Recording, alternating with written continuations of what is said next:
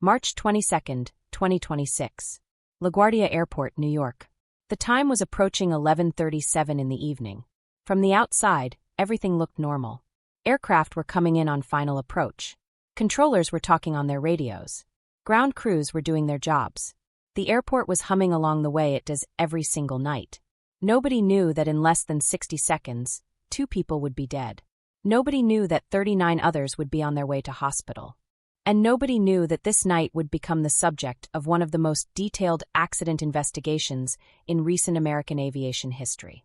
This is everything we know about the LaGuardia accident. Every fact, every figure, every detail that has been confirmed, and every question that still does not have an answer. The aircraft involved was a Bombardier CRJ-900. It is a small, twin-engine regional jet.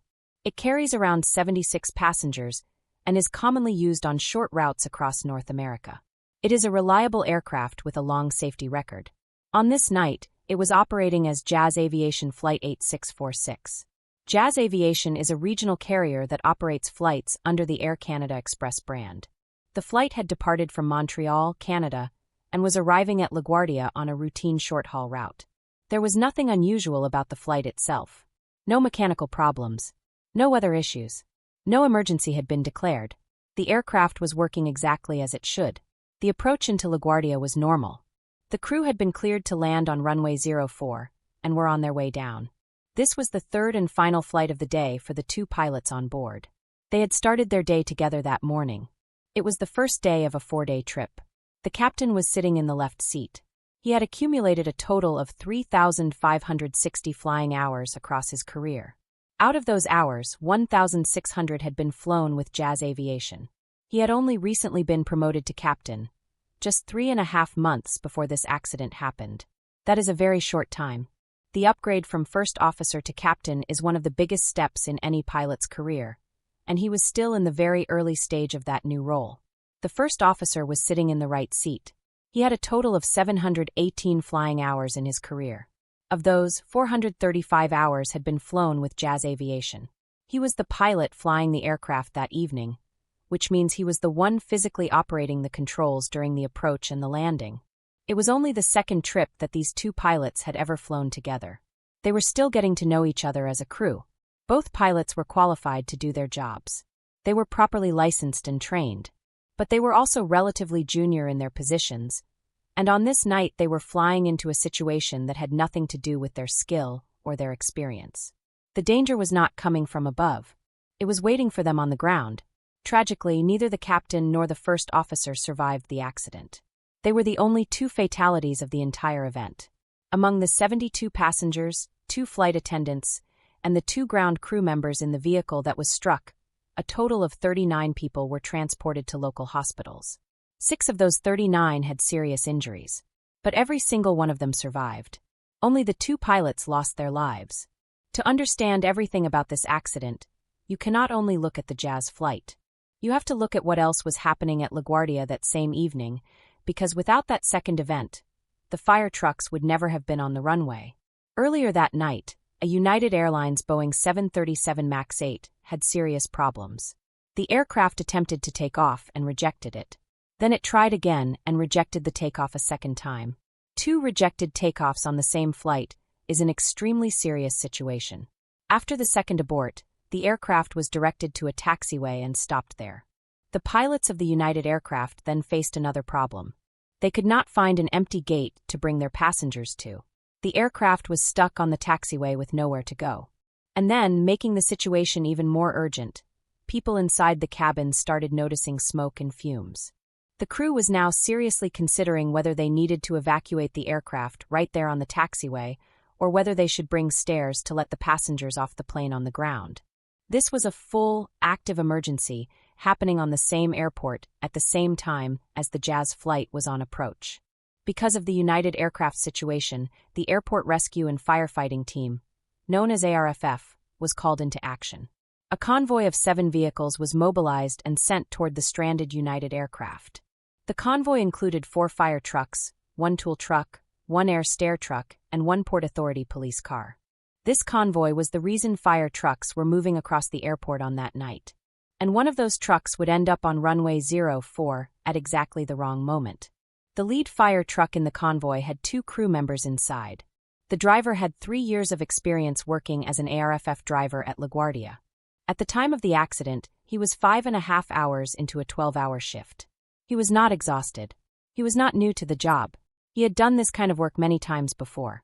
The turret operator sitting beside the driver had 12 years of ARFF experience.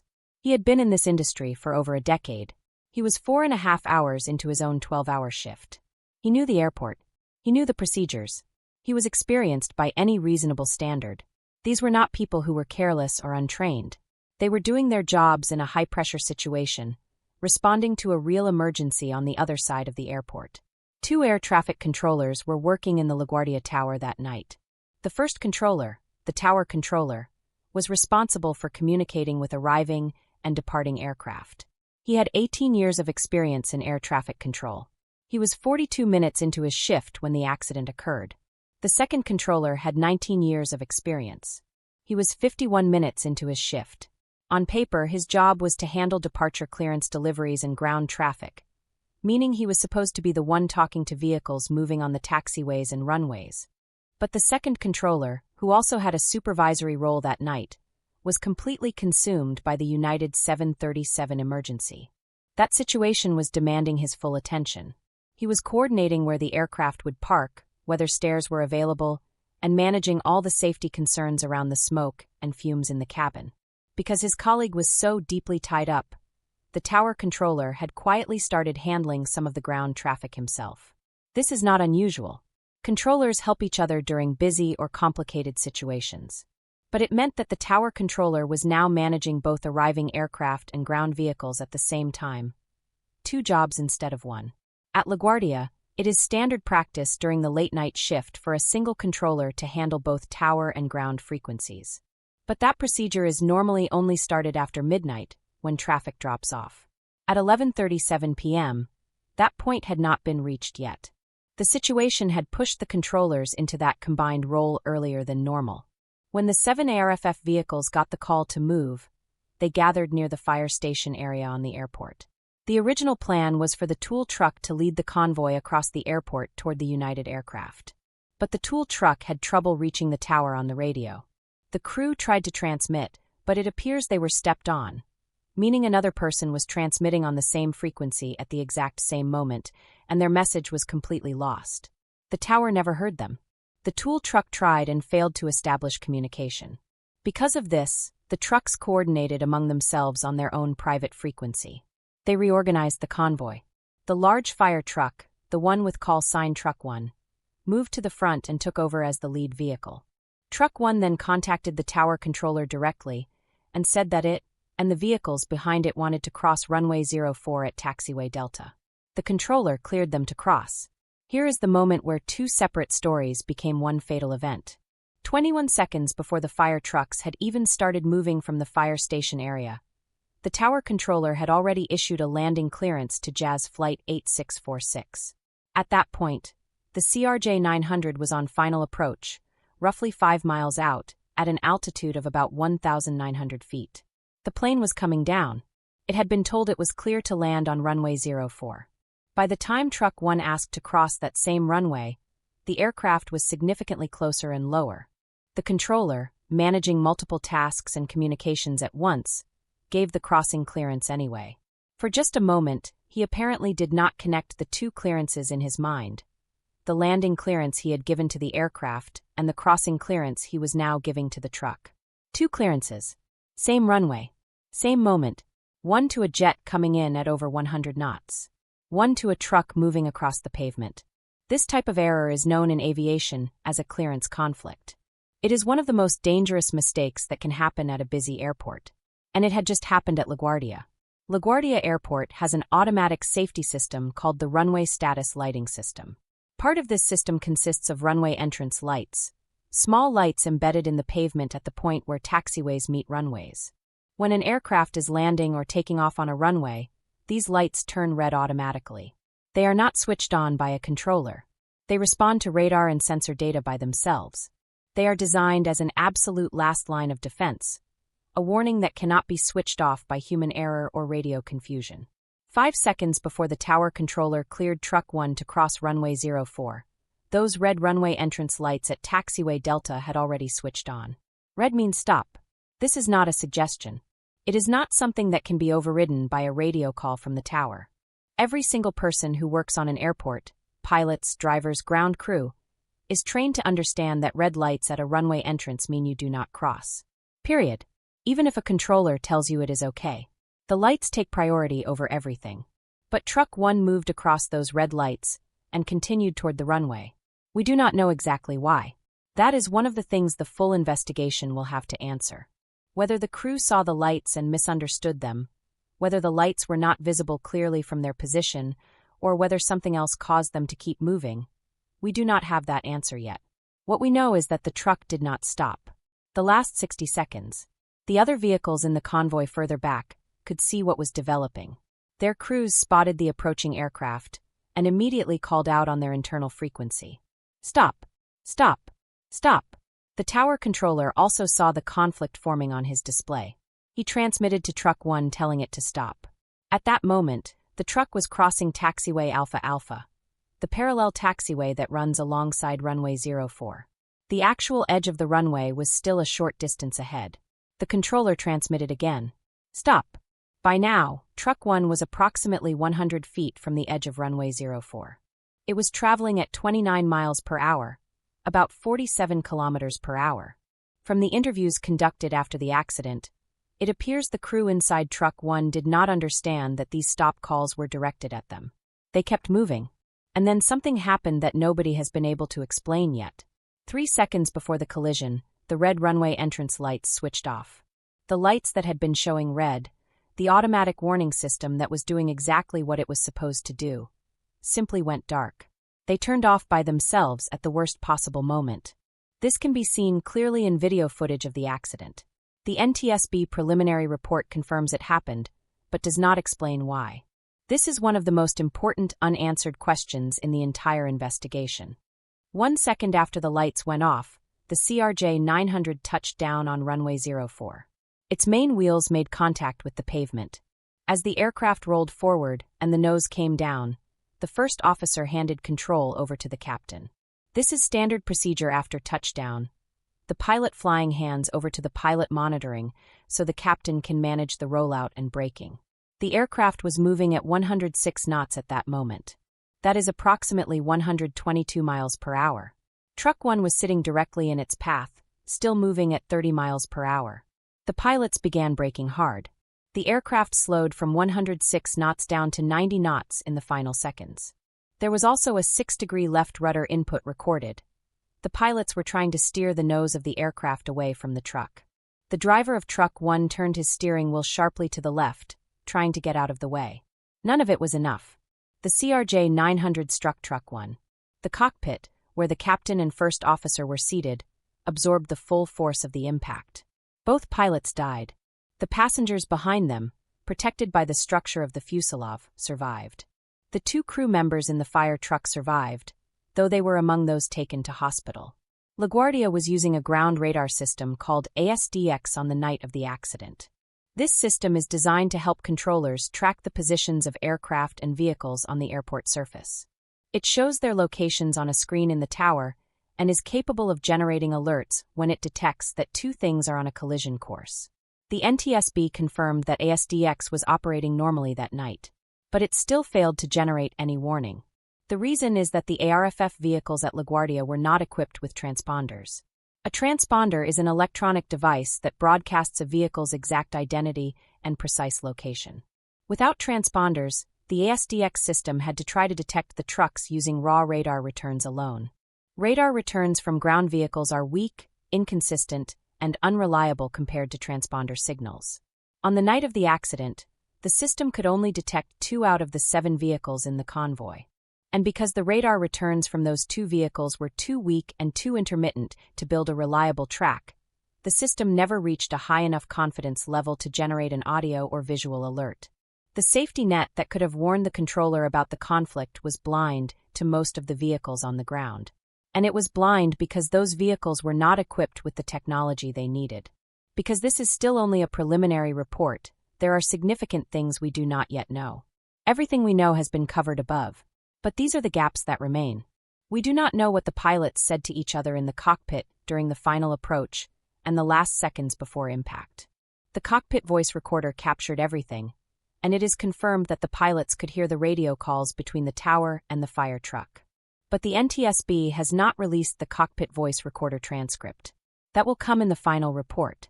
We do not know why the runway entrance lights switched off 3 seconds before the collision. This is unexplained. It is one of the most critical technical mysteries in the entire investigation. The lights were doing their job, and then they stopped. Nobody has publicly explained why. We do not know for certain whether the crew of Truck 1 saw the red lights, did not see them, or saw them and misunderstood what they meant. Post-accident interviews have been conducted, but the full details have not been released. We do not know the exact outcome of the United Airlines 737 emergency that started the whole chain of events. The preliminary report explains its role in the accident, but does not give a full conclusion on what happened to that aircraft and its passengers. We do not know what specific safety recommendations the NTSB will make when the final report is released. Those recommendations, whether they involve mandatory transponders on ARFF vehicles, changes to runway status lighting systems, updated controller procedures, or something else entirely, will only come at the end of the full investigation. This is the conclusion that the NTSB's preliminary report points toward, and it is the most important thing to understand about this accident. There was no one villain. There was no single bad decision made by one careless person. What happened at LaGuardia on the night of March 22, 2026, was the result of multiple failures coming together at exactly the same moment. A separate aircraft emergency tied up the ground controller. The tower controller took on extra responsibility to help, splitting his attention.